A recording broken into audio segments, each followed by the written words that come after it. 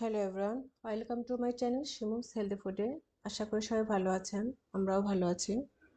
আজ আমি আপনাদেরকে ঢেঁড়স এবং মাছের ঝোলের একটা রেসিপি দেখাবো। আশা করি সবাই ভালো লাগবে।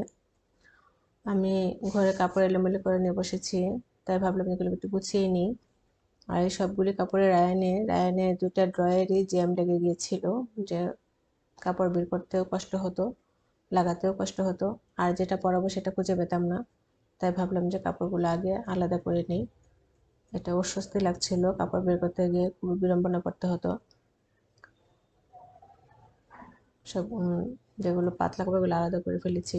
আর এদিকে আমি পেঁয়াজটা তেলে দিয়ে দিলাম।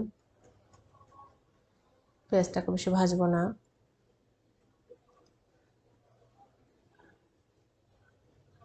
কারণ গরম পড়েছে, তাই ভাবলাম যে এই ঢেঁড়সের রেসিপিটা আপনাদের সাথে শেয়ার করি। এতে আমি তরকারিতে যে মশলাগুলো ইউজ করি, রেগুলার মশলা, হলুদ, মরিচ, লবণ এবং ধনে গুঁড়া, জিরে গুঁড়া, এগুলোই দিয়েছি আমি। দিয়ে মশলাটাকে একটু কষিয়ে নেব, পানি দিয়ে মশলাটাকে কষাবো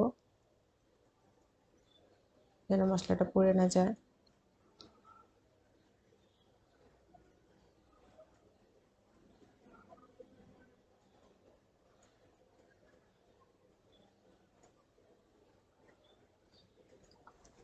তাই লবণ দিয়ে দিলাম।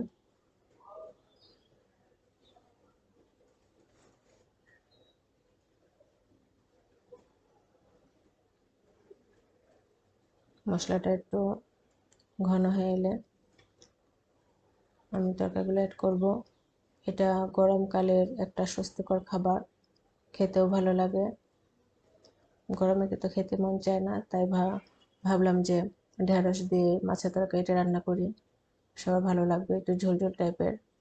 আর ঢেঁড়সের তরকারিটাও খেতে ভালো লাগে।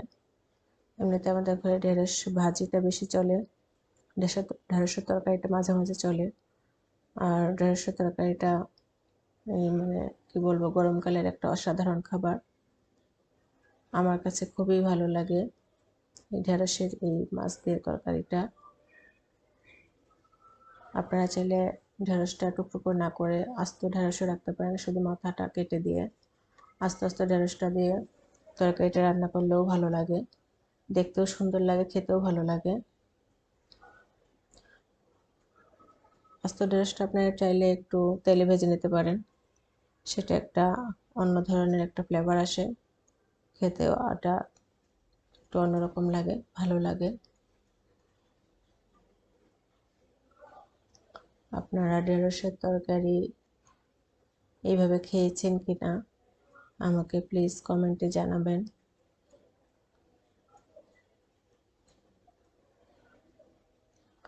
ঢেঁড়স এটা হয়ে গেছে, আর মাছটাকে আগে ভেজে রেখেছিলাম। এটা ছিল আমার কার্পু মাছের পিস। এটা দিয়ে তরকারিটা, বিশেষ করে বড় মাছের পেটিগুলো দিয়ে তরকারিটা রান্না করলে বেশি ভালো লাগে। আর এই ফুলগুলো আমার কাছে এত ভালো লাগছিল, ভাবলাম যে আপনাদের সাথে একটু শেয়ার করি।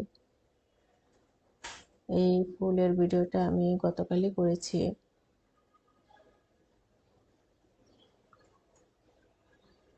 তাই আপনাদের সাথে একটু শেয়ার করলাম। ফুল আর সবুজ পাতার এই মাধুর্যতাটা আমাকে মুগ্ধ করেছিল। তিনটা ফুল একসঙ্গে ফুটেছিল, এই তিনটা ফুলের থোকাই আমাকে অ্যাট্রাক্টিভ করেছে। এই যে তিনটা, ওইদিকে তিনটা ফুল, কাছ থেকে দেখতে আরো বেশি ভালো লেগেছিল। আশা করি আপনাদের কাছেও এটা ভালো লাগবে। আমার এই ঢেঁড়সের তরকারি প্রায় হয়ে এসেছে। যদি আমার এই রেসিপিটি আপনাদের কাছে ভালো লেগে থাকে, তাহলে আমাকে অবশ্যই লাইক, কমেন্ট এবং একটা সাবস্ক্রাইব করে দিবেন।